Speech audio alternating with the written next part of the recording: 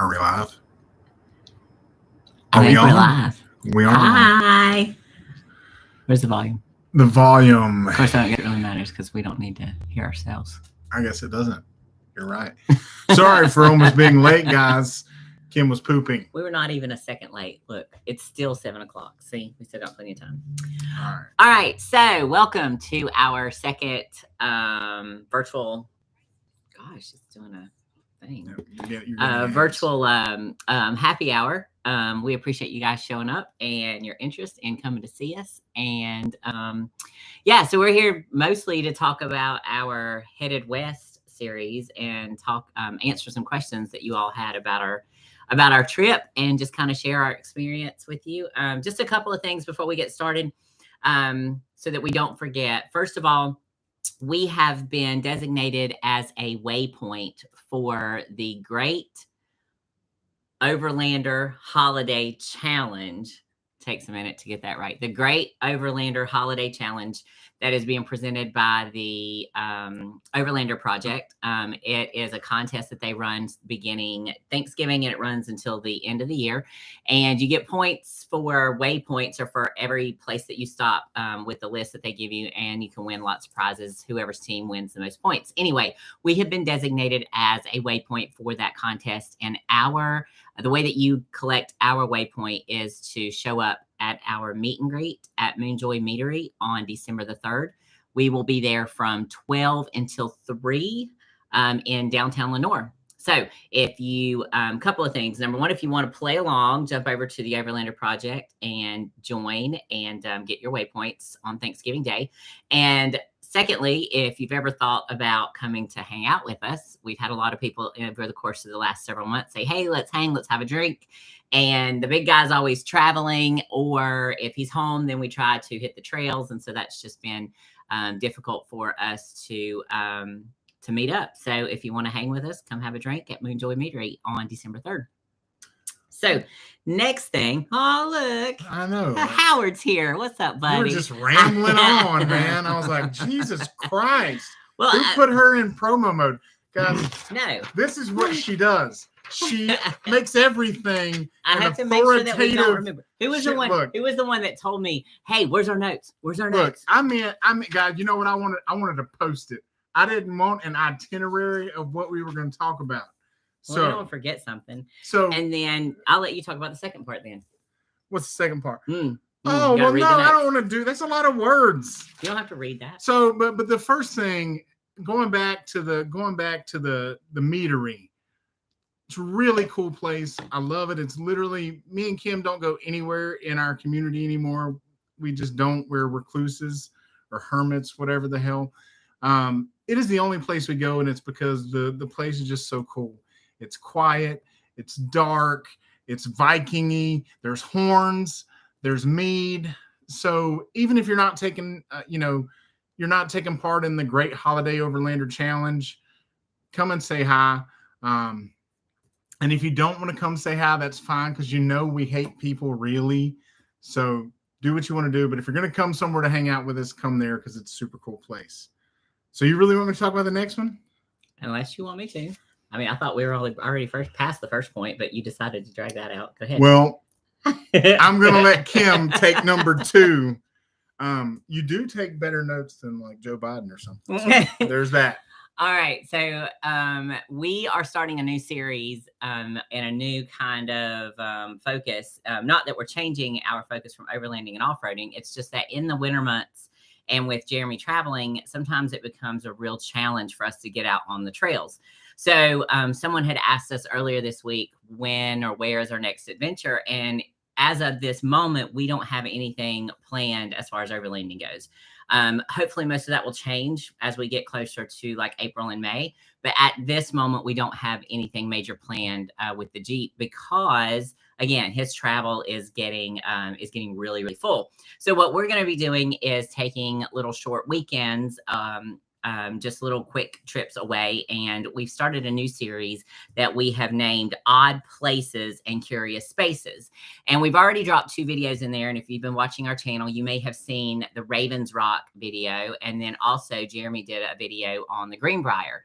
And those were just not overlanding videos, obviously, but they were just kind of cool little, well, odd places and curious spaces. And so we actually have a trip planned in December. I'm not going to give it away as to where it's going to be, but we have a short little quick weekend away in December to kind of go along with this series. So that way we're still providing you guys with some content, and we're still doing some cool things. And I think it would be a good way to show you guys some cool little places, cute places or whatever, to kind of escape away for a weekend. So with that being said, we could probably use your help.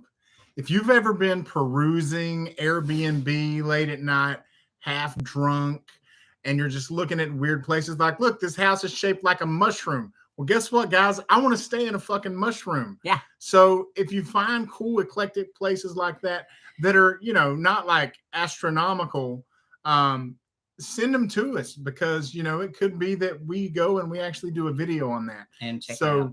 Yeah. So yeah, it's our goal to pick really weird, odd places and curious spaces. That we're continuing to plug that title, but that's what we want. So I'm hoping that we find a haunted house to stay in. That's what I'm really hoping for. That would be cool. But we've got to do some digging. Look at the messages. Holy crap, guys. We got Jeremy Howard on all the way from Maine. I know. Thanks, Jeremy. FMC is here. Old old truck. Finally. Nice. I think you're coming to see us at the meatery, right? I think I saw that on Instagram. Well, actually, I think he has a waypoint that same day. Ooh. So he may not be coming. That's NC Old Man Overland. My bad. You got the old men. Old men, old trucks, all that short. All All right. So on to the Headed West series. So we, I guess we just want to talk to you guys about our trip and kind of give you some live insight. You get a lot in the videos, but then there is also a lot, I feel like, that you guys miss out on. We can only include so much. And then when we're recording, a lot of times our frustrations or whatever we may have faced may not necessarily come through. And we just thought we'd share and answer any questions that you guys had about the trip, because it was a big trip. It was, took almost a year of planning and organizing, and just to kind of, if you all are ever considering taking a trip of this size and tackling the western part, maybe this will help you when it comes time to plan your trip. So so we started out at Smoky Mountain Jeep Invasion. Most of y'all know that. We started out at Smoky Mountain Jeep Invasion. We spent the weekend there. Took off from there, and we hit northern Colorado and hit the Sandwash Basin. As you guys have seen that video where we got hopefully, where we got to see wild horses, which was really freaking awesome. That a lot of folks have asked us, how did you find that, or how did you discover that? Because that's not typically in a Western expedition. Believe it or not, that when I was planning up until this year, we had actually used Gaia for our trip planning and trails. And this year I decided to try out Onyx Off-Road. And as I was searching around, and just they highlight kind of featured trails, and it was a featured trail that was highlighted. And so once I read it or looked at it and seen how long it was and seen what all was involved, it said that they had had 600 wild horses that lived there. So I thought, well, let's make that a good stopping point, and had no idea what to expect because I couldn't find any information on it other than what was on the wildlife website, which is very, very vague. So that's why we stopped there. So honestly, I wasn't really super excited about that portion, but I think it was still one of my favorite places. It's not because it had great mountains or great scenery. It was honestly like a football field. Well, like a million football fields. It was so huge and flat, and you could literally drive for hours and never see anything, never see anyone. There were tons of different roads. They were all level, basically dirt roads. So, I mean, if you had a Prius, you could go to this area. The only way I think it would be challenging is if it was raining, because it is so flat, which is typical in out west. if there was a ton of rain, you would hit a ton of mud and that sort of thing. But as far as, like Jeremy said, as far as the terrain was very, very easy. If you watch that video, you've seen the drone footage. I mean, we were flying down those roads fairly easily. So yeah, it was a pretty cool place to visit. So if you're ever up that way, the horses definitely made it worth it. Yeah, the horses, sure. You know, when we didn't have as much footage. When you watch that video, you'll see the footage in the beginning of the black horse that comes kind of running up beside the Jeep. Well, what didn't really show is that this horse was literally taunting us. And it was definitely the first time anything like that's ever happened to me. But as we would drive, the horse would chase us and then stop and do circles and grunt and, you know, kick up dust. But then if we drove on, he would chase us. So he was like hanging out with us for a while. And yeah, it was really cool. You know, we only started recording him for a little bit, so you get to see a little bit of it. But the horses were definitely worth it. If you're an equine lover, get out to San Juan. Or just an animal lover. So yeah. So from there, we left and went to the Dinosaur National Monument. I will say that, you know, we did that. Jeremy loves the whole dinosaur thing and petroglyphs and that sort of thing. I personally, once we got there, I was not as impressed as I thought that I would be. And the distance from the Sand Wash Basin to the Dinosaur National Monument, and then from there to Canyonlands, it was just way further off than what I had expected it to be. So honestly, for me, I mean, it was one of those things that I'm glad I did it. We were there, glad we did it. I'm not interested in ever going back. So, well, it's one of those things that I love dinosaurs. I'm a nerd. And I am, she said she's hard to impress, but I was easily impressed by million-year-old fossils in rock faces. So I'm super glad that she let me go there, that she added that to her trip. Now that I've seen it once, that's plenty. Yeah. I don't need to go back. And that's just it. If you're in the area, if you were going through there, then do it. There was something that changed. Oh, I remember. Okay. So originally when I made the plans for this trip, our plan was to go to the Dinosaur National Monument first and then go to the Bonneville Salt Flats. That's what happened. 2 weeks before we were supposed to leave for the trip, we found out that the Bonneville Salt Flats, that you would not even be able to get on them because there was a major motorcycle race going on that same weekend that we were supposed to be there. And so you can't even get on the Salt Flats, let alone take or experience the vastness of it. And so that was actually the reason the Dinosaur National Monument was included in this, is because it was the Dinosaur National Monument and then the Salt Flats, which would take us to the far corner, and then we'd come straight down through the state. So really, the Dinosaur National Monument could have been taken out of the trip. And I asked him that too when we were losing the Bonneville Salt Flats. I said, well, here's the deal. I said, this is going to put us way out of the way from our original plans. I said, so what do you want to do? Do you still want to do that? And he's like, yes, absolutely. So that's how we ended up still there. So now, and I will say that, like, I didn't look when it came to planning this trip, Kim. If you're watching our videos, just know that Kim plans the entire trip. I'm traveling. I'm ADD. I plan nothing. This bitch sits in front of the Atlas online doing all the stuff. So she planned the entire trip. So I didn't really, when I was thinking of Dinosaur National Monument, I thought I was going to see a big T-Rex footprint. You know, I thought I was going to be able to see a lot more petroglyphs out on mountain faces. I didn't realize that it was just the museum and a few petroglyphs that you could look at. I mean, it was neat, but definitely, it was, you know, if you're in the area, don't go out of the way. Don't go out of the way unless you're just a complete dinosaur nerd and you feel like you have to go there. So. Hey, so real quick before we keep going, I just want to say, guys, everybody in the comments, thank you so much. Granite Steak Exploration. I think that's Don's new channel. Yeah. John and Ange, thanks, guys. Fully mission capable Overland. If you haven't checked them out, do it. That's my only Jeep shirt that I love. They make some cool ass swag, and they got some trips for us apparently, babe. So, guys, we may have some trips with FMC coming up. We haven't done that with him in a while. Patrick McGuire. That is exactly what keeps your marriage fresh. Old places and weird spaces is definitely that's what I call all of this. That's my old space and weird plate. I'm just kidding. kid. Don't be a Tell me. weirdo. Don't be a weirdo. You know what? All right. So from there, we went to Canyonlands. Canyonlands. Let's talk Yeah. about Canyonlands.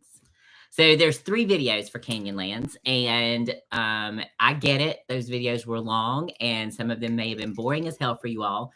But when we decided to put those videos together, we had so much footage, and it was such an amazing experience for us that I told Jeremy, I said, don't cut it. Don't cut any of it. I get it that it may be boring for the YouTube folks, but for us, you have to remember that we put these YouTube videos together, our adventures, because one day, one of us is going to lose our heads and not be able to remember shit. And so we want to be able to look back and be able to enjoy these memories. So Canyonlands was long, but let's talk about what really happened with Canyonlands. I mean, you guys got to see what happened, but like our mindset, what we were thinking, what we thought was going to happen, how things actually happened. It's all completely different than what you see. Or it's not completely different, but there's a lot more to it than what you see on the video. So she put Canyonlands at the start of the trip for a reason. When you think Canyonlands National Park, you're thinking it's this nice, level, scenic national park, kind of like Yellowstone or something like that. Or anyway, that's what we were expecting. It was our icebreaker before we headed to Moab, Utah to get on Fins and Things and Hell's Revenge and stuff like that. And Black Bear Colorado. Pass. Yeah. So we thought Canyonlands was going to be this easy, nice place, because before this trip, we did research and watched other people's YouTube videos trying to find out, the how trails and things like that. Going to be. Well, and here's the thing is that even the videos that we watched, there was a couple of obstacles that could potentially be challenging. Only a couple, okay? Only a couple. No, at no point did I ever feel uncertain. Now, let me go ahead and piggyback off this before we get deep into this conversation. Moab experienced a tremendous amount of rain a week before our trip. Yeah, a week before we were supposed to be in Canyonlands, they had a huge amount of flooding, which affected Canyonlands and the roads in Canyonlands. Now, I was checking with the Utah whatever Forest Service, Forest Service. But anyway, I was checking with them every single day, all the way up until the day before we were supposed to go, to see what the road conditions were there. And they kept telling us, even on Friday, because we didn't get into Canyonlands until Tuesday, I think, Tuesday or Wednesday. And even on Friday, they were like, they're getting better. Just keep checking back. And so since it was dry all the way up until us going, then the roads were supposed to be fine. Yeah. So what we knew when we're getting to Canyonlands, we knew that our campsite, there's only 12 campsites in the entire park, and you have to book those in advance. Yeah. So they are very, very dispersed. You can't see one group of campsites to the other. You just can't. It's too far. So we knew that our campsite was about 20 miles from the gate that you enter at. So in our heads, we're thinking 2 hours. 2 hours tops to get from the entrance of Canyonlands to our campsite. Because I wanted to make sure that we had plenty of time, because it's so beautiful there from what we have seen. We wanted to make sure there was plenty of time for us to stop, take pictures, do video. We wanted to make sure we captured everything. So what happened is we get to the entrance of Canyonlands at 4:30, right? So 4:30, 20 miles, we're thinking 2 hours. So we'll be set up at camp by 6:30. It's plenty of time, still plenty of daylight. That was our plan. So as soon as we get into Canyonlands, the only car that we really saw the entire time we were there was a brand new Bronco broken down right at the entrance. And so it was a young kid in a brand new Bronco. I think it had less than 4,000 miles or less than 2,000 miles on it. And it just wouldn't even start. I think the fuel pump was dead. So we actually had him call Rory to see if Rory could come get him. Rory said, well, you're actually on a dirt road. I do off-road recovery. So he gave him some other companies to call and said, hey, if you don't get a hold of them, call me back and I'll come get you. So he was very nice with that. So once the gentleman had something arranged, we went ahead and drove on. So that did steal about 30 minutes. So now you could say we were at the entrance at 5 o'clock. Well, babe, how long did it take for us to go 20 miles and reach our campsite? Forever. No, you don't know? Oh, we got there at 11 o'clock. It was like 11:17 or something. Okay, 20 miles it took us. 20 miles. From 5 to, so 6 hours to go 20 miles. So at some point on this, so a couple of things happened. First of all, of course it got dark, obviously, and now we're wheeling in the dark, and the road itself was not that difficult per se. It's just, it did require four-wheel drive, and it did require some spotting. The worst part was we're on the White Rim Trail, y'all. The White Rim Trail. And while those of us that have, if you've never been, you don't realize what you're on. There were multiple times that Jeremy and I both were out on the trail with a flashlight. At one point, he almost walked off the side of the cliff. So if you've seen our first Canyonlands video, where we woke up that next morning and we were like, holy crap, this is where we are. And we walk out to the edge of the canyon and it went straight down. That's exactly what we had been riding along the edge of the entire time. So at no point did we realize how deep that canyon was or how far off. And then, like I said, as far as markers on the trail, they have these little rocks. If you're lucky in spots, there's like 5 or 6 of these little rocks that kind of lead you to say, hey, this is the way the road goes. And then you don't have anything for several miles. And then you'll have a few more rocks. And then, yeah, so we are out on the trail with a flashlight. At one point, Jeremy looked over and he was like, whoa, that's not the trail. That would be the canyon. So yeah, that's a cliff. That's a cliff. Yeah. Halfway through, I think, altitude sickness set in for me because I started to get terribly sick, terrible migraine, motion sickness while I was driving, even though it was dark outside, which is very unusual for me. So that's why we think it was altitude sickness, but it was just a very, very rough evening. Someone had said something about in one of our videos, could you not just stop on the trail? And Jeremy had actually said that at one point. He said, because like he said, they're very, very strict about the designated campsites. You have to buy those backcountry permits months in advance. And so we had them 4 or 5 months ago for our designated sites. But he had said while we were on the trail, and someone had said in one of our videos, could you not just stop and camp? Probably. Like Jeremy said that night, he said, babe, he's like, honestly, if you pulled over and camped and you told them, hey, look, I got sick, we couldn't go any further, surely that it wouldn't be a big deal. And maybe not. Well, hell, it wouldn't have mattered anyway because we didn't see anybody. We never saw another person. We never see anybody anyway. We literally could have the 2 days that we were there, we never seen anybody anyway. So probably so.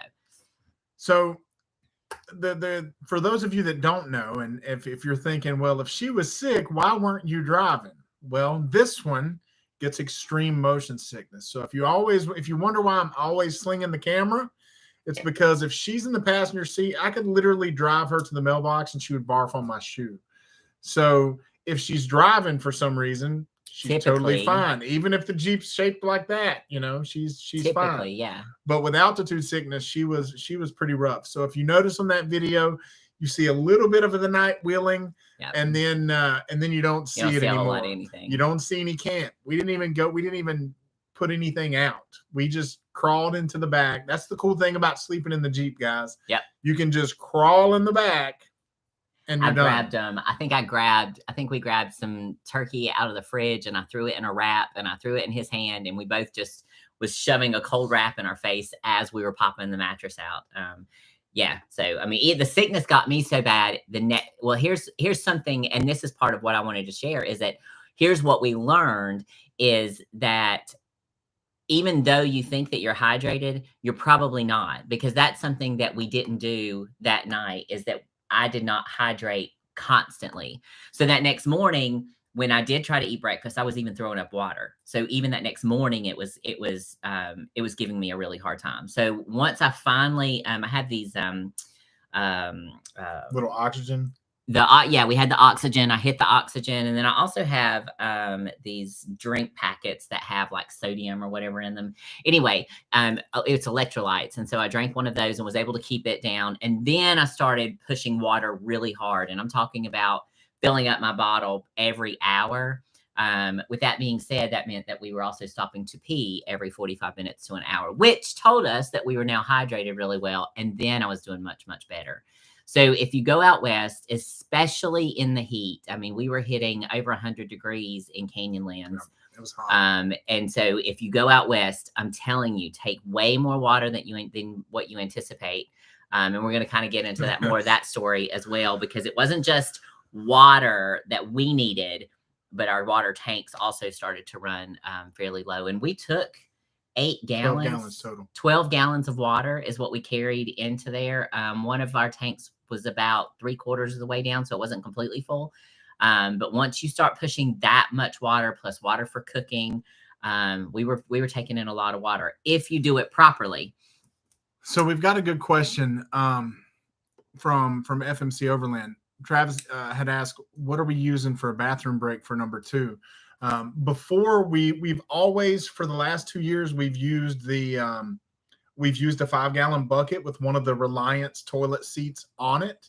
And we buy those bags from Ozark Trail that are like double Ziploc bags. It's a gray double Ziploc bag with a black Ziploc bag inside of it. So you fold it out. It's got some kind of powder in it. I think they may have removed the powder, but it's got some kind of powder that gels it all together. So you go in there, and then you've got those double Ziplocs. So we've never had any issue. It seals up really nice. It's super strong. The bag's really strong. We'll probably post a link for those, an Amazon link for those bags. Yeah.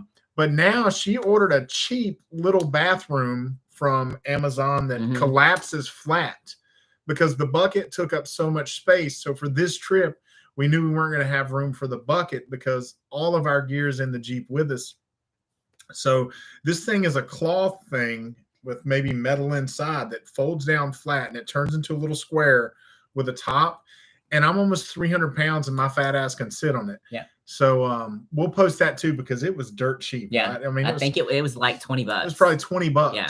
And it held up that entire trip. Plus it held up on a couple of trips in the summer. Yep. So, I mean, it's done really well. It's definitely worth the money. And like you said, the fact that it closes down so easily, and we were just actually sticking it in the trash bag, the trasharoo. Yeah, it rode in the trasharoo the whole time. Yeah. And then we'd just pull it out and set it up anywhere. So, man, Old Man Old Truck said he was on the road for 6 weeks. So you ask how long we were out there. In total with Pigeon Forge, I think it was 20 days that we were gone from home. Days. No, it was 16 days, but then counting Pigeon Forge and everything, I think it was 20. All right, so All-Terrain Nation, altitude requires lots of water. I came out of the passes quickly once in Bar City. Yeah, man, I'm telling you, I did not anticipate. I mean, I drink a gallon of water every day. I carry a jug with me all the time, and I drink. That's just my normal day. And so, you know, we had taken special water bottles so that they would fit in the Jeep perfectly. And I did know that as the trail was getting longer that night, that I had stopped drinking water. But that was because I was just in a hurry to get to camp. And so I was like, oh, it's not going to be that big a deal. Yeah, big mistake. And then we noticed throughout the rest of the trip, if we noticed when we were not drinking enough water. And this actually happened the entire time we were out there. Multiple times we would start to get a little bit of a headache, and then we'd have to remember, oh, that's because, dumbass, you're not drinking enough water again. And so we would have to remind each other constantly to drink water. And, you know, I know it may seem like that we're beating a dead horse about the water situation, but I cannot stress it enough. If you go out there, to take way more than what you think that you need, and then to make sure you're filling up and literally drinking those water bottles every hour. Well, and that's going to bring us to the next key point. So the very first episode of Canyonlands, you see us wake up and we are shocked. I swear to God, it felt like I was on a Star Trek away team. And I woke up on an alien planet, because we had no idea what kind of beautiful mess surrounded us. And that's what it was. I mean, besides you walking around in your underwear, it was a beautiful, beautiful. Yeah. The scenery was unreal. It was like nowhere else I've ever been. So I will remember that morning for the rest of my life, hands down, because I've never seen this little North Carolina boy's never seen anything like that. And I say that, and we've flown through the Grand Canyon in a helicopter. Yeah. And honestly, I wasn't nearly as impressed with flying through the Grand Canyon as I was to waking up inside of Canyonlands. But so she's already killed it on the water. We beat that horse to death. The next thing, so besides taking tons of water, the next thing is, well, before you say the next thing, tell them what happens at this point. So now we leave camp. We finally get up and we leave camp. But what's going on at that point? I don't know. Did I miss something? No, I don't want you to tell the whole story just yet. So we get up, and so when we went into Canyonlands, and I looked at the mileage that we had. Well, that was going to go into the story that I was telling. Well, go ahead. That's what I was going to say. Well, then go. So we made sure before this trip to take what we thought was plenty of water, and we wanted to make sure we had plenty of gas in between the potential stops. So before we got to Canyonlands, we filled up the Jeep. So when we got to the gate of Canyonlands, her mileage, if you have a Jeep, it tells you how many miles you have until empty, said 279 gallons. So the entire 279 miles, sorry. And the entire White Rim Trail is only 100 miles. So in our head, we thought, shit fire, we've got almost triple the gas we need to get through this trip. And then we also had 2 roto packs that are 1.75 gallons each. So we had 3.5 gallons of gas in our roto packs. Well, we told you it took us 6 hours to get to our first camp.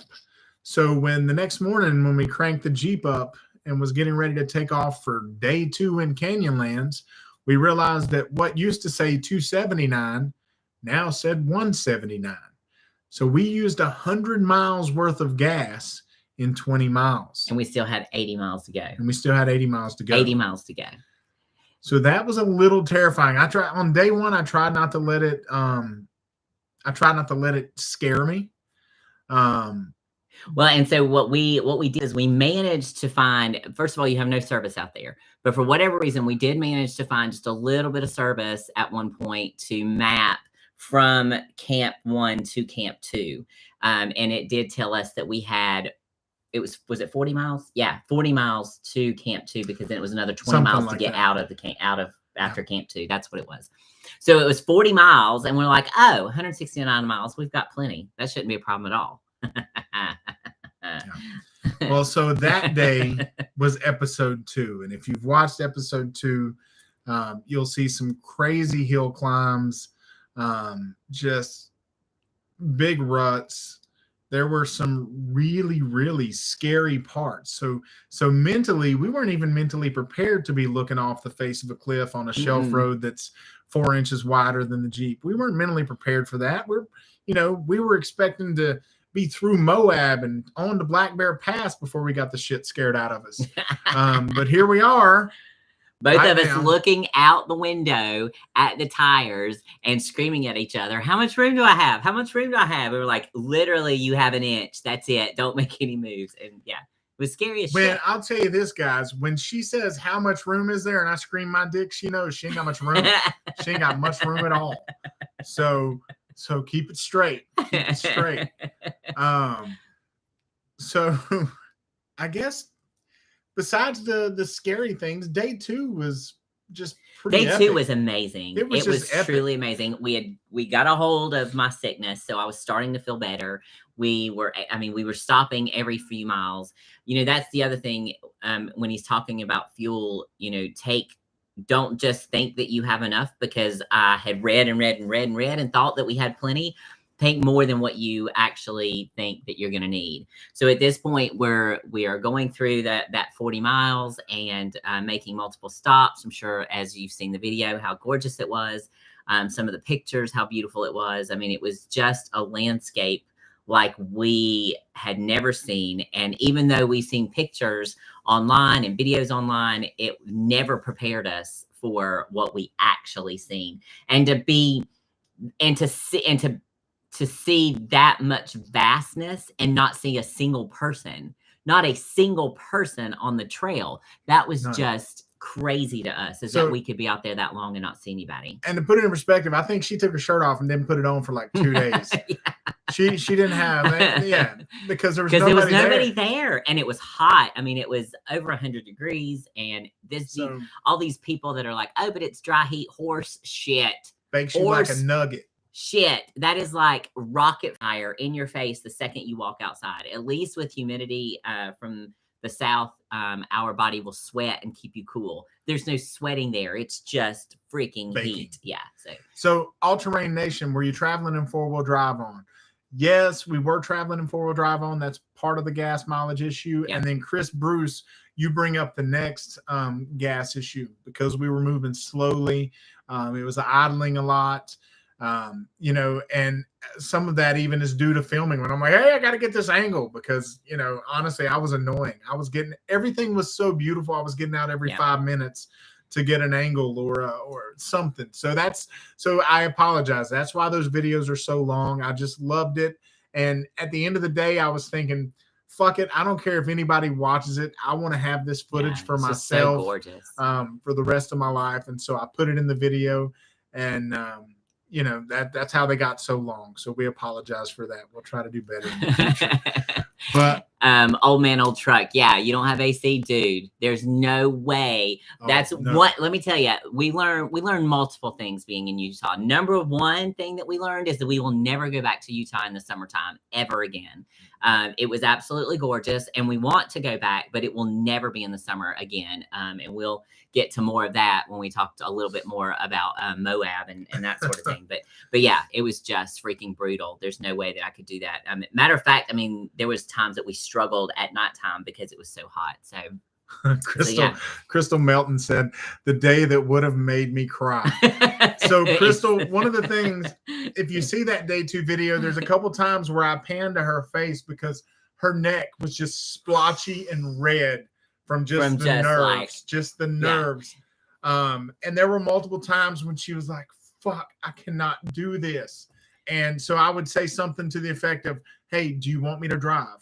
And she would say, no, that'll make it worse because then she would be car sick and terrified. Because I'll tell you what, it is badass when you drive up those roads. But sometimes I feel like it's even more badass to sit in a passenger seat where you have no fucking control whatsoever of what's happening to your life. And you're just like, son of a bitch, can you go left a little bit or right? And you have to be quiet because you don't want to. Yeah, I got to be quiet because I can't freak her out. Y'all, the funniest thing, if you ever watch a video, Jeremy and I, we do a lot of things and we love a lot of things, but let me tell you, Jeremy and I are very, very, very, very different. When 100%. Jeremy is nervous, he can't shut the fuck up. He's just, he does not shut up. But if you'll notice in the videos, when I get really quiet and I don't have a whole lot to say, that's when you know that I'm nervous. If you see me over there and I'm just like stone cold, quiet, and focused, that's how my nerves are sitting in. So just kind of give y'all some little insight on how we are. Thank you so much. Thanks, All Terrain. You guys are rock. So we are heading into second camp and the terrain starts to get even more rough. And by this point, we are toggling back and forth between 4-wheel drive and 2-wheel drive because now the gas situation is getting very dire. We haven't made it to second camp yet, and we haven't used our roto packs yet. But by this point, we are just a couple of miles outside of second camp, and the Jeep says that we have like 60 miles to go. 60 miles. Now, remember, like you said, we were 179 miles to get to camp. Now we're down to 60 miles to get to camp. And we still have to go another 20 miles to get out of the damn park. Okay. So here we roll into camp. So when we get to camp, when your Jeep gets under 50 miles, the light comes on and it says low fuel and it stops telling you how many fucking miles you have, which is the dumbest thing in the world. Why, Jeep, would you build something that will tell you when you get to 50, but after that, not tell you anything and just say, figure it out. Oh. So now we're just guessing. We're like, well, fuck. Okay. So at that point I said, well, let's go ahead and put the rotor packs in. Because I don't want to run it out of gas. So let's put the Rotopacks in. And so we kind of did our math and we thought, well, 3.5 gallons, 30 miles or so. So for day 2, we really tried to use 2-wheel drive a lot on the big shelf roads. With the narrow roads, we instantly went back to 4 because you don't want to take a chance on your ass end sliding. Because when I say there was only 4 inches, sometimes there was only 4 inches. So 4-wheel drive was needed. But so we put the gas in, and I'm going to tell you this right now. If you watch that video, there is a little gas spout that I use. That gas spout is dirt cheap. It fits your Rotopacks like a glove, and the hose is this long, and you can get it. It'll go straight into your hole, your factory gas hole, with with no leaking. Always not about a drop. the But the cool thing about that gas spout, if you've got those stupid gas cans where the government got involved and put those green safety levers and you have to have 14 hands to pour the shit out, buy this little $10 spout. Makes your gas cans like they were in the 80s again, like they should have been. It'll make your gas cans great again. You need to share a link for that little spout. We'll be sharing a link for that. There's actually, I think there's a link on that video, the Canyonlands Part 2. I think there's a link on there. So get the... So once we filled the, once we used the Rotopacks and we started the Jeep to see where that put us, it claimed that we had 80 miles. Oh, it was 76. I'm cutting 4 miles off of that. Claimed that we had that. And now remember, we still have about 20 more miles to go to get out of this place. And that's just to get back to the entrance. That doesn't take us to the next gas station. All right. So have an awesome night at camp. Got our first, what was that? I hate when my gas hole leaks. Ditto, buddy. It's a daily occurrence. It's on Gen X gas cans. Nobody likes a leaky gas hole. Yeah. I'm gonna make a shirt. We're gonna make a downside shirt because nobody likes a leaky gas hole. No, FMC. Hey, there's your new guy. There's Travis, your new shirt. There's your shirt, buddy. Free of charge. Run with it.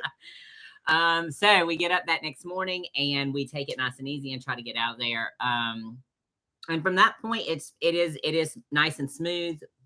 We had to use 4-wheel drive a couple of times. So we get to the top. Get to the entrance or whatever, and the light has already come on by this point, saying that now we're extremely low in gas again. And so we pull up. We finally have service, and we pull up GPS, and the closest gas station is like 20-something miles 24 in miles. Moab. Okay, and we've already been past the gas light. The gas light came on a long time ago. Yeah. And so, of course, like you said, we have no idea how many miles are left in this bitch. So we were like, well, screw it. And we're like, what are we going to do? And I said, well, here's the thing. At least we'll be on a main highway. There's tons of Jeeps, tons of off-roaders out here. At the end of the day, if the worst that can happen is that we have to have somebody take us to a gas station. So we're just going to ride it out and see what happens at this point. We pulled out to the main road. And lo and behold, there had been a gas station that opened up right there. Coincidentally, it wasn't even on GPS yet. It was just right there. So saved us. When we pumped gas, we had 0.4 gallons of gas in the tank. So to put that in perspective, guys, the reason that would have sucked is because when we tell you that we never saw another person for those 3 days, we literally never saw another car for those 3 days. So I don't know how long it would have been. And to get out of Canyonlands, it was all uphill. Yeah. Like you see us going up those zigzags, it was all uphill. So somebody, Shannon, I think you said, congrats on all the walking you did out there. Thanks, sure. Man. I'm glad somebody noticed my fat ass walking. I'll have you know that since that trip now, my fat ass is on a meal plan because I thought I was going to die.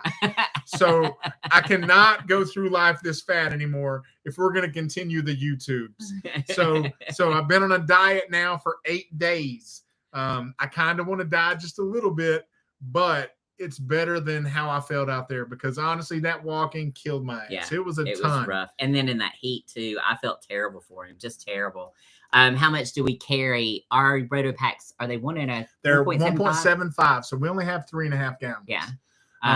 We just don't, at this point, we just have not put anything else. Well, and here's the other thing. Typically, we don't have trips like this. I mean, this type of trip is very rare, and we bought those roto packs specifically for this trip.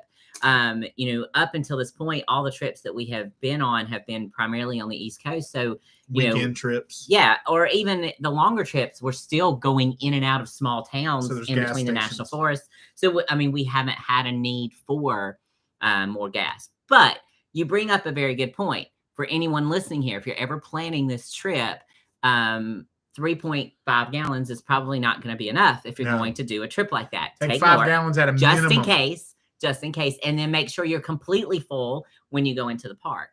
Because we were above 3/4. We had used about 50 miles of the tank. Yeah. So, but again, just make sure you're 100% full, and then you have that extra gas.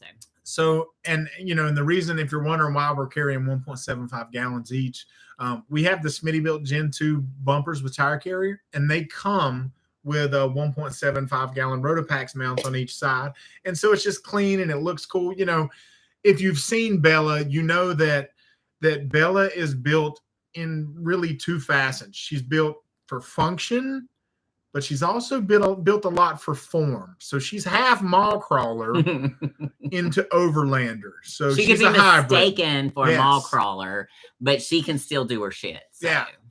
So that's why we only have a 1.75. If we go back out on another big trip, we will definitely throw some of the longer 5 and 7 gallon roto packs. Yeah, we'll rethink that. Yeah, it'll be again, lesson learned. Something we did, we thought we were prepared for, and it still turned out. It still worked out well. Yeah, still worked out well. Just understand, don't go out there unprepared. Matter of fact, go over prepared. Like in the grand scheme of things, the entire trip, that many days in that kind of altitude, with us by ourselves, not having anyone else, we had no mishaps. No. Knock on wood, we had no breakages. The only thing is now, if you just watch the last video, I think one of her LEDs in her headlights went out. Well, actually, let's back up, because this is not going to be in a video. We did have the overheating issue. Yeah, we okay. So we never really talked about this, and we didn't do it in the video, because here's what happened: is it happened at the very end of our trip. So we had finished the trip. And we'll come back and touch on Moab and Colorado. But when at the end of the trip, we had been riding all day. We did Imogene Pass, and that was the end of the trip. We had come into Montrose and gassed up, aired up, and we were heading home. We were going to try to put some miles and hours behind us so that we could get closer to home. And as we were starting out of Montrose, it's straight uphill. And so I was not paying attention. What happened is, at one point, as we had gone about 10 miles constantly climbing, and all of a sudden all my lights came on and she overheated. So Jeremy was like, pull it over. Let's let it cool off for a minute. And then we turned around and turned the heat wide open and came back down the mountain to have it checked out. Come to find out, we ended up coming down. We did put coolant in because the coolant was low.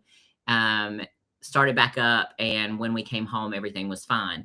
However, once we got home, we did discover that it must have been starting to bust. The oil cooler must have been starting to give us some trouble, because 2 weeks later, the oil cooler completely bust when I took it up to Outlaw in Charlotte to have some work done, just some things touched up on it, and it completely busted on us. So we had to replace the oil cooler.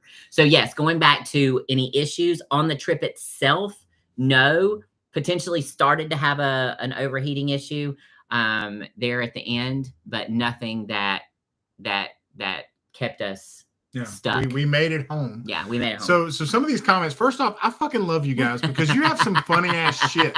I'm supposed to be doing this, and we're supposed to be telling stories, but I'm over here reading I keep watching his eyes, and he's like all distracted. I'm like reading the comments, because like Fully Mission Capable saying he would have been freaking out with the gas thing. Yeah, man. Yeah. And the Don, if we ever get to New Hampshire, we're going to come up there and see you, buddy. For sure. But my funniest comment right now is Old Man Old Truck says, my truck looks like a garbage truck threw up on it, but it's functional. That is awesome. And, Ruck Rack Inc. is on here, which is pretty awesome. If you're wondering what that rack is on the back of the Jeep and all those scenes, especially in this last video, there's a cool scene of us crossing the creek, and you see our rack that is loaded down. That's a ruck rack. And so ruck rack is making a great point. The ruck rack has Rotopax mounts as well. So when it comes time for us to carry extra grass, boom, throwing some gas on the sides of the Rotopack. And FMC called you out. Look how serious Jeremy looks when he's trying to read the comments. Exactly. I'm like over here trying to see. I'm trying to stay like all personable, and I see him like zoning in the comments. I'm gonna have to kick him over here. So anyway, so from Canyonlands, we went into Moab, and Moab, as we had said, was hot as balls. We were actually, the plan in Moab was to, we had already scheduled one night in a hotel room. I had already made reservations. That was going to be on Saturday night because we wanted to restock everything, kind of clean laundry, give ourselves some time to rest, upload some footage, just kind of reset for the next 7 days. Well, we got into Moab. And guys, it was so hot. It was so miserably hot. I mean, terribly miserably hot. Have you seen these titties? I can put a pencil under them and they'll stay. So these titties aren't made for 106 degrees. So we get into Moab and we go ahead and we go straight to to Fins and Things. All right. And so we start working Fins and Things. He's out trying to do, and I have never wheeled out west. I've never wheeled on that type of terrain before. So everything's scaring the shit out of me. So he, of course, is out there walking that whole damn park. And as he said, it was hot. It was 106 degrees. Our camera equipment kept shutting off. So we were getting pissed at that. I was getting so pissed. He was getting angry because he couldn't get any of the footage that he wanted to get. We were getting more and more irritable at one another. So you can imagine how the day just kept mounting. Finally, I just threw in the towel. I said, that's it. That's it. I said, I'm not camping on this fucking trail. I'm not camping in the heat. It was really Rory that kind of solidified. Well, yeah, but I'm talking about camping on the trail. Yeah. So yeah, I was like, that's it. I said, we are leaving. We're going to go get a hotel tonight because we were supposed to camp that night. So I said, we're going to get a hotel a day early. I said, so let's go and do that. So before that happened, we were loaded down. So the rock crawlers and overlanders aren't the same. So our Jeep was extremely heavy. The guys at Outlaw, they already told us, hey, your Jeep is really, really heavy because we're running super heavy steel bumpers. We're running the skid plates. We've got a full sleeping platform in the back with kitchen. And this ain't made out of some kind of light composite plastic. We made that shit out of wood for $500. So it's a super heavy Jeep. So luckily we had them truss the front to give it more stability and more strength. But on the trail on Fins and Things, there were some areas, even with the 37s, where she just felt heavy going up some of those real steep climbs and things like that. And so since the camera shut down on Fins and Things, I couldn't get any of the footage that I wanted. Every camera I had was saying too hot. My iPhones were shutting down. My GoPro were shutting down. Even my professional camera that I was trying to take pictures with was shutting down due to the heat. So once we got off Fins and Things, I said, she was like, hey, we can go to Moab Motorsports because she knows I love Trail Mater. And so as we go into Moab Motorsports, I just thought I was going to go get a T-shirt. I didn't know that he was actually going to talk to us and we were going to need to hang out. But basically when we walked in, when I look at some of these YouTube channels, I look at them as celebrities, and to me they are.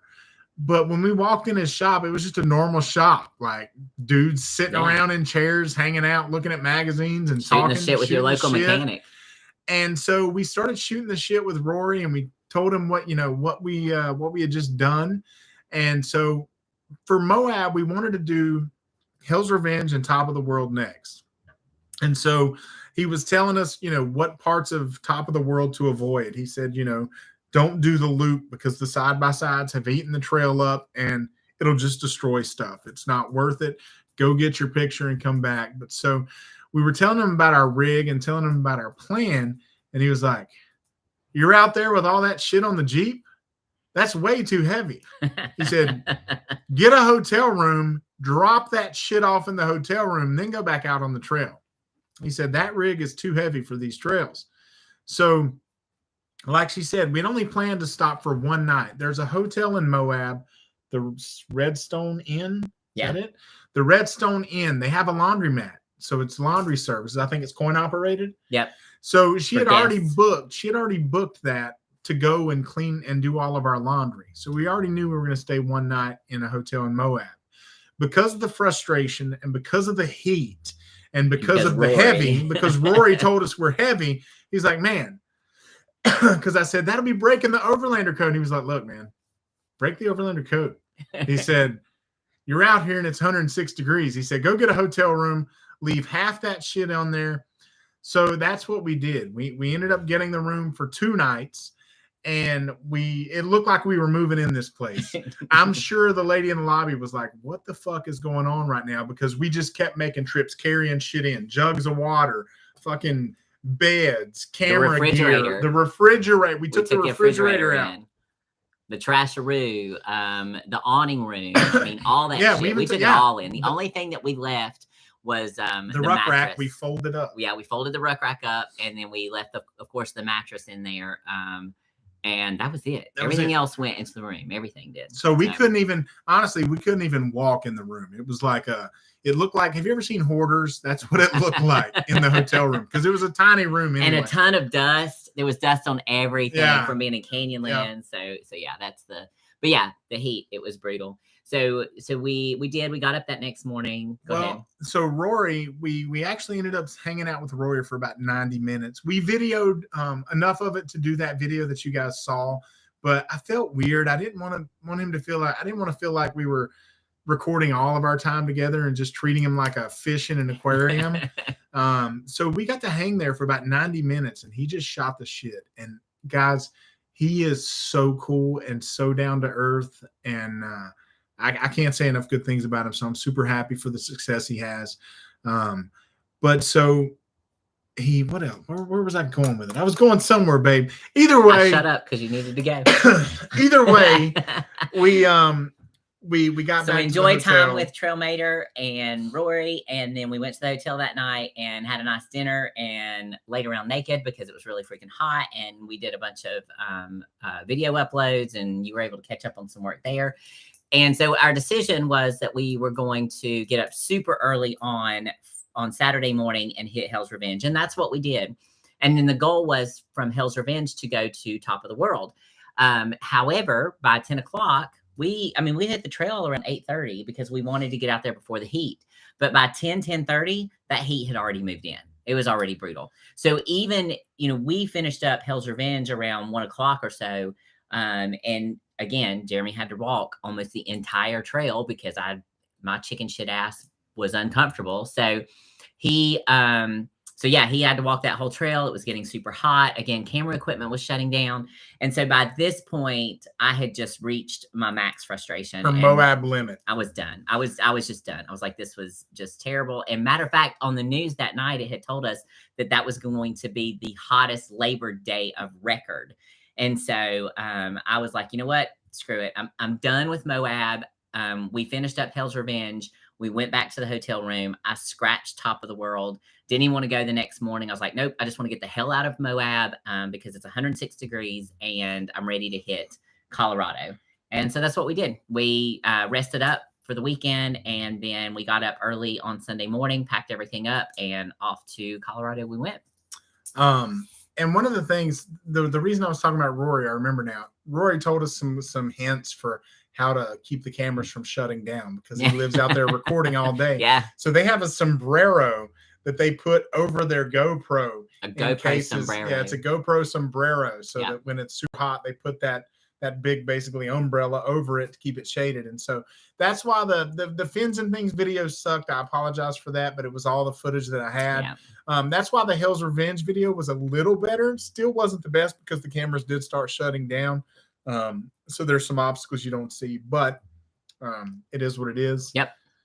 So we don't get behind on some of these questions real quick. 20 days on the road, anything you would change on Bella before another big trip? Actually, no. Control arms. Well, control arms, yeah. Sorry, I forgot about that. Control arms and then potentially an alternator, but I mean, that's just because of her age. But yeah, control arms now that we're... So old man, old truck, we had to change the oil cooler when we got home. So if you have a Jeep JK and you start losing antifreeze and you don't see any leaking anywhere, but you know it's not in the tank, it's probably your oil cooler. If you just shine a flashlight straight down in your engine, you'll see some oil that has pulled up in there, and it's because the plastic housing deforms over time. So they make a new aluminum housing that's supposed to not do that. So that's what she has. As far as control arms go, she still has her factory control arms. So her pinion angle with her Adams drive shaft is not really where it should be. So we're going to get some adjustable control arms to correct that. She added the limited slip differential when we were at Outlaw, but I wish that she at least had rear lockers. But who knows? But I don't feel like it made the trip detrimental at all. We were able to do it. Quit the follow. Well, I'm trying to read I know you are. But yeah, I don't feel like, I mean, I don't know. But yeah, as far as any major changes, that's it, really, the control arms. At this point, Bella is pretty much as far as she needs to go in her current overland build. And I say that, I tiptoe around that, and we'll come back to that as to why I tiptoe around that. All right. Same for me, Fab Rats. Bucket list for 2013. Actually, we don't have one yet, FMC, so we'll definitely come back to that. All right. So that is a good idea. What's that?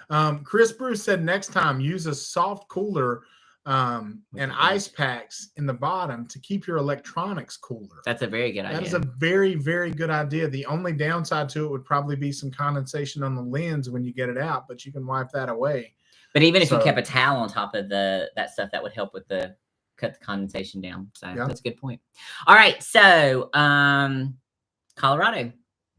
I don't know what really, I mean, to us, I don't want to drag this out for a whole nother hour and bore you guys to death, but for us, Colorado was amazing and it was beautiful and much different terrain, a lot more shelf roads. But as far as like the pucker factor, we didn't get that in Colorado like we did in Canyonlands. We had anticipated, we can, of course we had Ophir Pass, which was fairly easy. You just have to choose who's going which way on the pass. Then you had Engineer Pass. If you guys have watched that video, I know it's super, super long. But there was 3.5 hours of footage. Yeah, we had almost 4 hours of footage. Yeah, for Engineer Pass. That took us down to 37 minutes. That's why that video took so long to get out, is because there was so much footage that we had to comb through to make that video happen. So here's what I'll say about Colorado. If you're going to do Colorado and Utah, do Colorado first, because it'll be absolutely breathtaking and it'll be everything you thought it was going to be and more. For us, we screwed up doing Canyonlands first, because to me, Canyonlands is the most amazing place I've ever been in my life. And I pride myself on being somebody that's very well traveled, but Canyonlands was unlike anything else. And so starting there first, to me, it was kind of like going from, I went to Disney World and then I went to the state fair. You know what I'm saying? So it ruined, while the state fair is phenomenal and I love going every year, it just took away from it. And as far as Black Bear Pass, that's the one we were scared of. Black Bear Pass is the one we were scared of, and the trail we were most excited about, because we thought it was going to be the most gorgeous. Because when you watch YouTube videos, you see a lot of just that, just the steps, and you see a lot of that, and you're like, oh my God, it's amazing. And it is. And oh my gosh, it's supposed to be like terrifying and scary. And there was nothing. You just have to take it slow. It was not difficult. You just have to take it slow. You have to watch your line. There was one spot that everyone knows that is almost like a 3-point road turn that you have to really get. It wasn't even scary. It wasn't scary. For me as a driver, it wasn't scary at all. He sat there and made sure that my wheels or my tires were where they're supposed to be. And I think, like he said, I think because we had already gone through what we went through in Canyonlands, when we got on Black Bear Pass, I was like, well, this was anticlimactic. Yeah. I mean, it wasn't anything like I had anticipated it being. I remember like a year and a half ago sitting here, we were actually sitting right here on the computer watching Trail Recon's Black Bear Pass video. And it's what made us fall in love and really want to go out there. But, he does a phenomenal job with his editing, and it looks so terrifying. And you can think about it and just get scared. But like that 3-point turn that everybody shows that's hard, it was not, guys. Not at all. It was nothing. It was literally like backing out of this driveway and now I wouldn't want to do it by myself. I definitely wouldn't want to do it by myself. But with somebody out there just spotting you, I mean, it was. I'm terrified of heights. I mean, terrified. And when I even stood on the edge to guide her, I felt like I had all the room in the world behind me. I didn't feel like, oh God, I'm going to fall off. But again, I think a lot of it has to do because of what we had experienced in Canyonlands, because we had already experienced so much craziness to us in Canyonlands. Then Black Bear just did not seem as difficult as we had anticipated it being. So yeah. I will say this. The front of Black Bear Pass is much better and harder. Much more challenging. Much harder than the part of Black Bear. Steps that nobody on YouTube ever shows you the front of Black Bear Pass. Yeah. You never see it. So I'm editing that video right now, so you'll see a lot of the front because I filmed a lot of it. I mean, it's going to be a lot of out the window footage, but it is what it is, guys. I'm sorry. The cool thing is that with our video, you will get to see what the front of it looks like because, like you said, when you go on and look for videos, people always show you the stair steps and overlooking Telluride. So with our video, you're going to get to see the front part. And like you said, it to me was more challenging to drive the front part than it was the steps were, for sure. So to sum up Colorado so we can get out of here, if you have 4 trails, the ones we did, Ophir, Engineer, Black Bear, and Imogene. If you gave me one of those only and said that's the trail that you've got to do, I don't know what your opinion is, but mine is Imogene. Imogene, for sure. Imogene is the trail to do. Well, but here's the thing. Back up, because you said Engineer, but we did the Alpine Loop, which is Cinnamon and Engineer, and it's very, very long. Engineer in and of itself was actually quite beautiful, and there was a lot of you have what for us was the end of Engineer, but most people start where we ended for Engineer. So keep that in mind when you watch that video, is that we did the Alpine Loop from Cinnamon to Lake City and then around Engineer to come out close to Ouray. So for us, we did it backwards. So and it was a long day. And it was a very long day. Yeah. But now a lot of folks will do Engineer starting from Ouray and hit Engineer first. And if you do that, then in that part of Engineer is quite amazing. We were just so exhausted by that point. But I have to agree. I mean, Imogene, y'all, we haven't put Imogene out yet, and it's going to be the last one, probably another week or two before Imogene gets out. But Imogene is just, I mean, that was the last trail that we did, and we finished it in a day, and it was just absolutely gorgeous. Absolutely gorgeous. And I know that this is lame, but, one of my favorite parts about Imogene, well, you'll see when you watch our Black Bear video, we were going to be doing that by ourselves, which kind of sucks. So what was super neat about it is when we pulled in, we saw a Jeep with a husband and a wife, and they were airing down. So we got out to air down as well and started just shooting the shit with them. And they were a couple from California, and they were doing it by themselves. And they were like, "You're not supposed to go by yourselves. You want to do this thing together?" Hell yeah, we do. Because we thought Black Bear was going to be terrifying. But going to Imogene now, we get on Imogene, and so we're frisky, right? We like to camp naked. We like to live on the edge. I think this is the hottest bitch in the world. So I always want to take pictures of her, and I want to push the envelope of those pictures sometimes because I travel a lot and I need some ammo.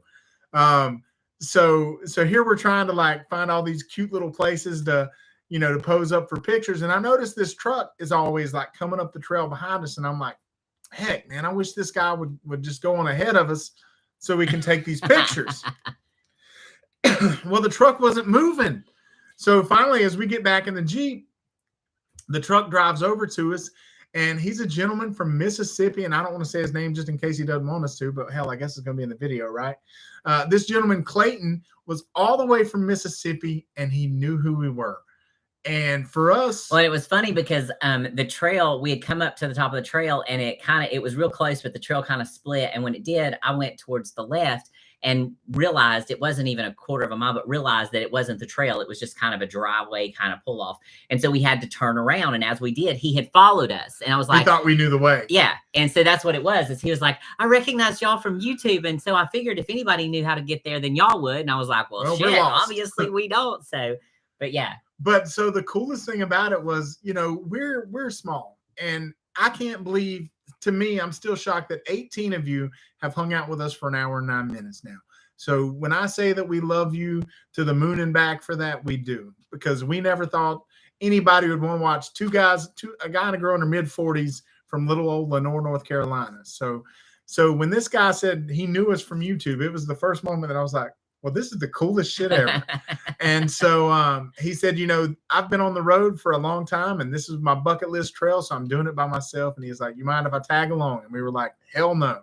So when you see that video, we'll be tagging along with the fan the entire time, and he did fantastic. Yeah, and it's gonna be really cool too, especially for those of y'all that are not Jeep people, but follow us just for the video and for whatever other reason, I guess. Probably the frisky parts. But yeah, so it'll be cool that you will get to see a Toyota truck. Yeah, full size Tundra. Yeah, and you get to see him do the trip as well. So it's really cool. It was really cool to get to be able to help him on a bucket list item as well, because he was a little nervous to be out there and uncertain as to how he would feel about it. So it was really cool just to be able and even to give us peace of mind too, because again, we're out there by ourselves and it's not safe to do that. 100% not safe to do that. And we were taking chances as well. So it was nice to have someone on both of those trails to be able to just kind of tag along with one another and be safe. Sure.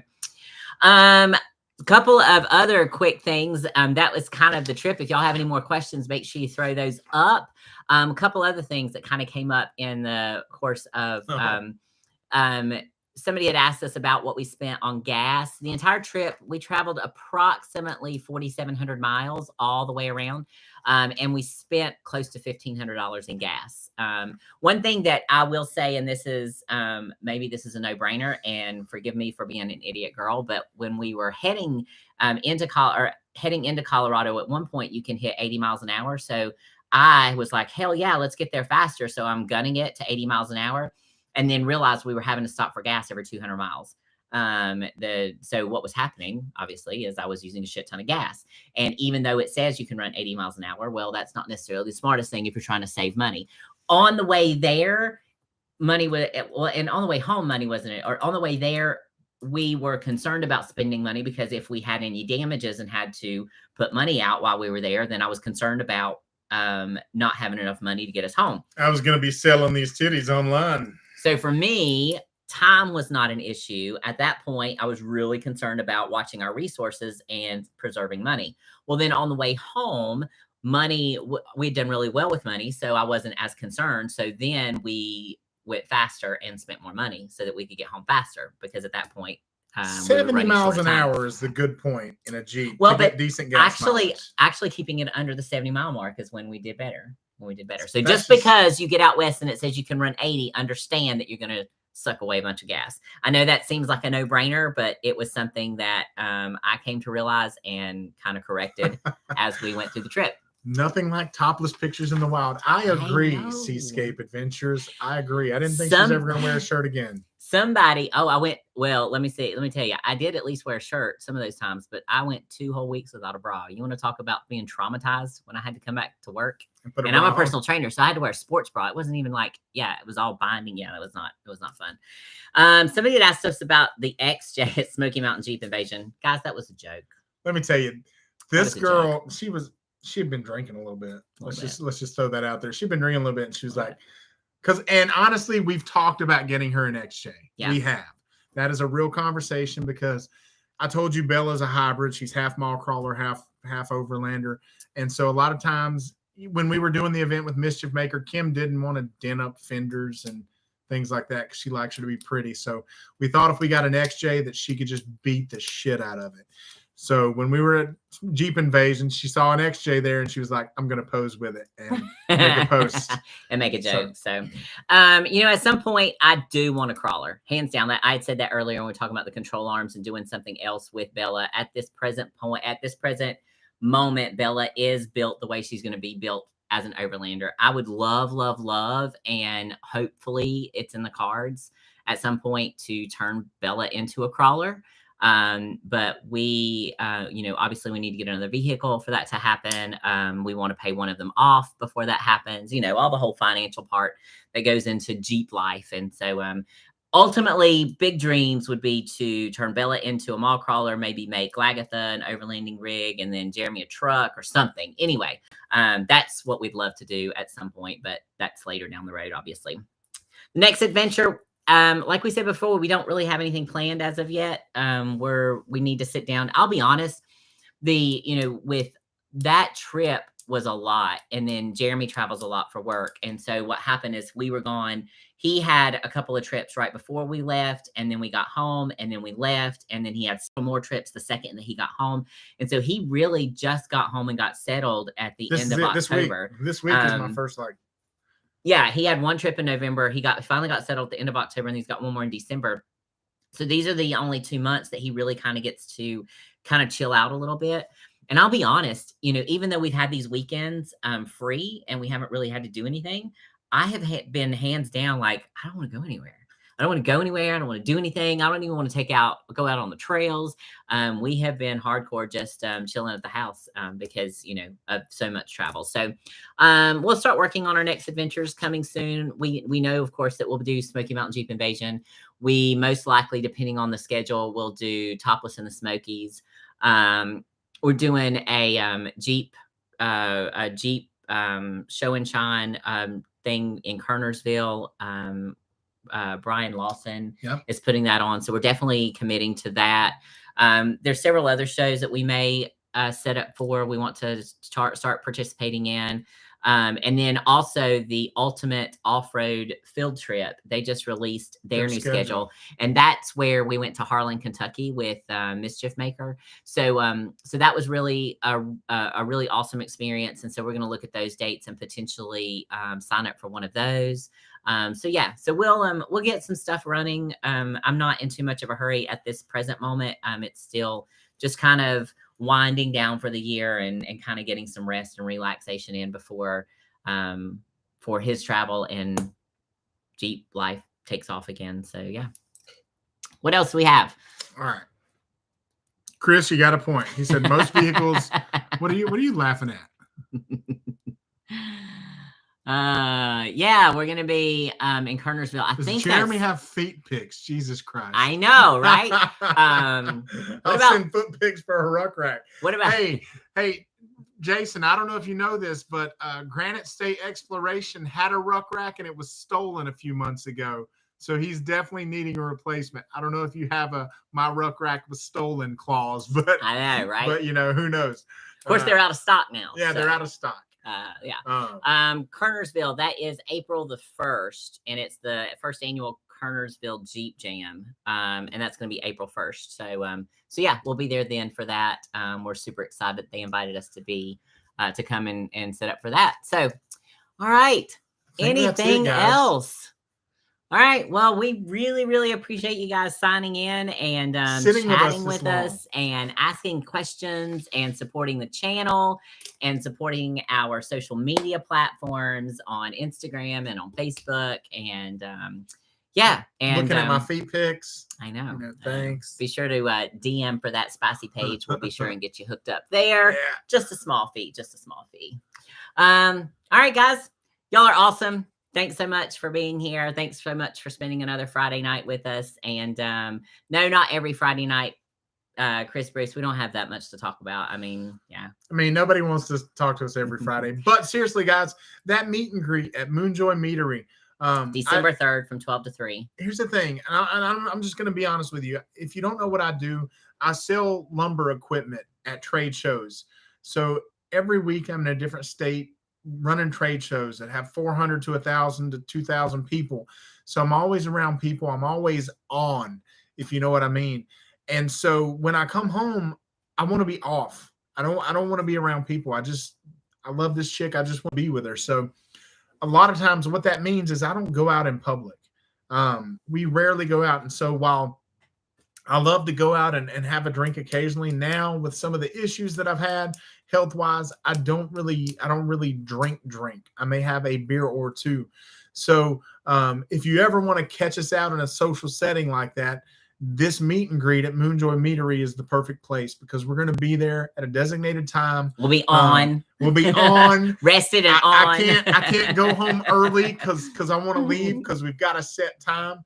So if you're in the area, I mean, don't make a special trip to Lenore to see us, but if you're in the area, it's a super cool place. And if you haven't tasted mead, it's basically the drink of the gods. Yes. It was the first alcoholic beverage on the planet.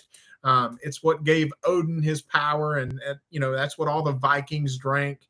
And so he makes everything from farm fresh ingredients that are all grown and sourced within a 50-mile radius. Even the honey that he uses is from within North a 50-mile Carolina, radius. yeah.